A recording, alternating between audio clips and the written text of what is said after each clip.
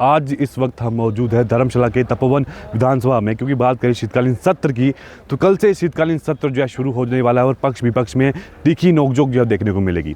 बात करें इस विधानसभा की तो यहाँ पे 700 के करीब जो है प्रश्न लगेंगे और इन प्रश्नों के उत्तर कहीं ना कहीं जो है जनता को, प्रशासन को, या जो प्रशासनिक अधिकारी यहाँ पे मौजूद होंगे उनको मिलेंगे। बात करें इन प्रश्नों की तो काफ़ी अहम मुद्दे जो हैं इस बार इस विधानसभा में उठने वाले हैं, चाहे बेरोजगारी की बात करें, रोजगार की बात करें, या अन्य जो व्यवस्था परिवर्तन का नारा हिमाचल प्रदेश सरकार ने दिया है उसकी बात करें, पेंशनों की बात करें। कई मुद्दे जो है यहाँ पे देखने को मिलेंगे और चर्चा जो है उस पर होगी। पक्ष विपक्ष के बीच तीखी नोकझोंक भी देखने को मिलेगी। परंतु बात करें इस विधानसभा सत्र की तो काफ़ी अहम जो है विधानसभा शीतकालीन सत्र इस बार धर्मशाला के तपोवन में रहने वाला है, क्योंकि इस शीतकालीन सत्र की बात करें तो पहली बार ऐसा हो रहा है कि 10 दिन का जो शीतकालीन सत्र है धर्मशाला के इस तपोवन में होने वाला है। और ऐसे में आज मुख्यमंत्री जो है सुखविंदर सिंह सुक्खू 3:30 बजे धर्मशाला पहुंचेंगे। उसके बाद कल जो है पहला दिन जो है शीतकालीन सत्र का शुरू होगा। कल जो है यहाँ पे रौनक जो है देखने को मिलेगी।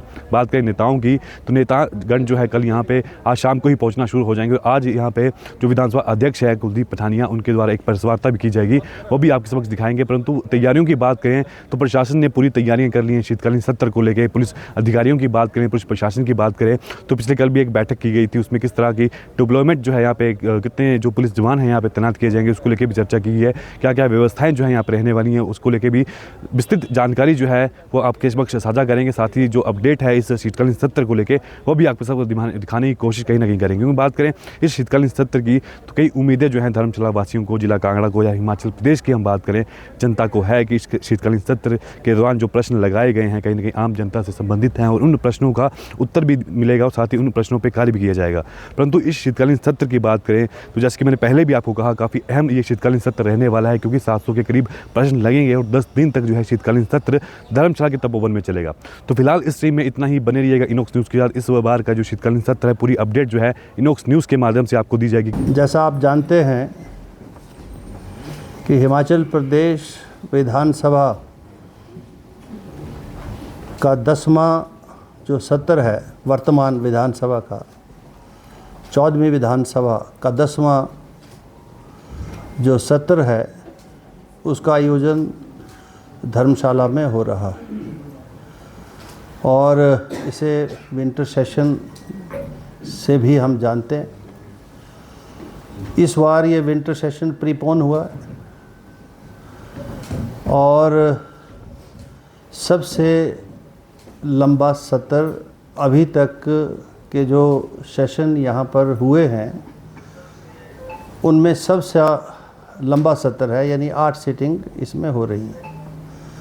अभी तक सबसे लंबा जो हो चुका है उसमें 7 सीटिंग हुई हैं और जब से ये विधानसभा का परिसर धर्मशाला में बना है तो तब से लेकर आज तक ये सबसे लंबा सत्र है 8 सीटिंग का।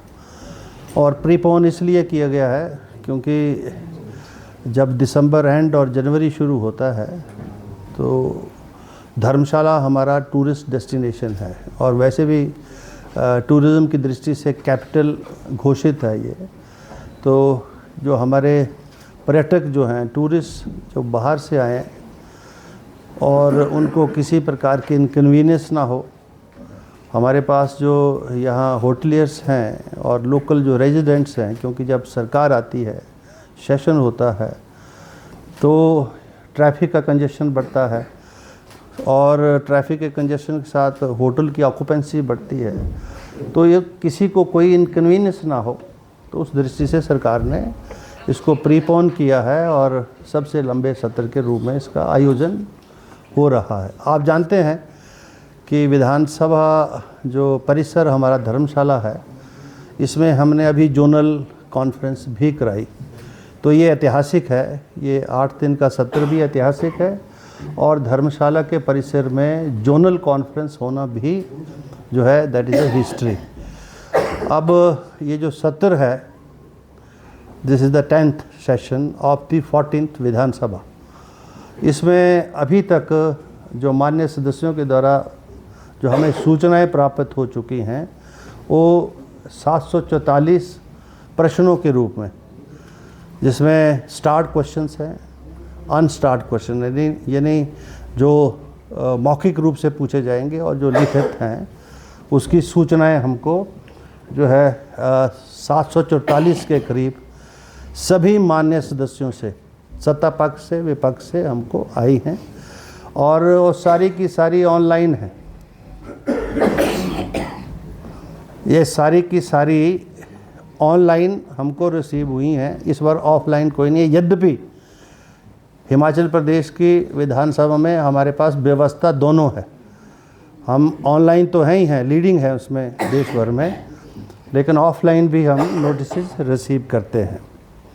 और नियम 62 के अंतर्गत 11 सूचनाएं प्राप्त हुई हैं, 63 के अंतर्गत 4 सूचनाएं प्राप्त हुई हैं और नियम 101 जिसको प्राइवेट मेंबर स्टेट्स कहा जाता है उसमें 7 सूचनाएं प्राप्त हुई हैं।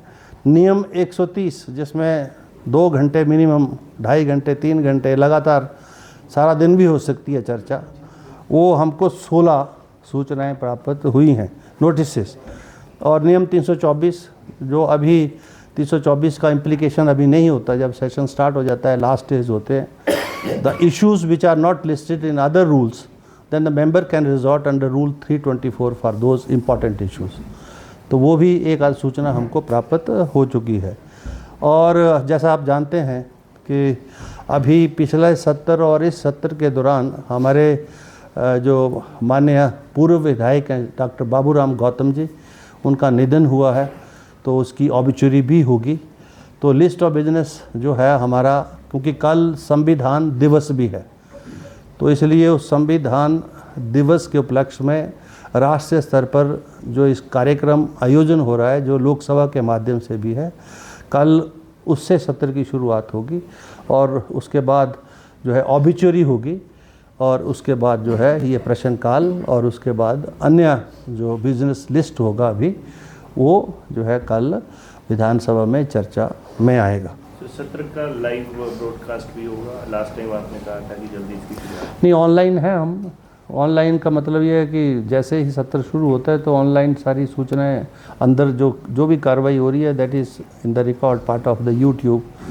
हाँ, उसके बाद हमारा नियम है कि हम जो है उसको एडिट करते हैं, विधानसभा सचिवालय उसको एडिट करता है और जो मेरा विशेषाधिकार है कि रिकॉर्ड के ऊपर कौन सी चीज़ें आवश्यक हैं, कौन सी अनावश्यक हैं, तो वो that is you see that is in the domain of the speaker. So we decide thereafter we relay and release the total proceedings.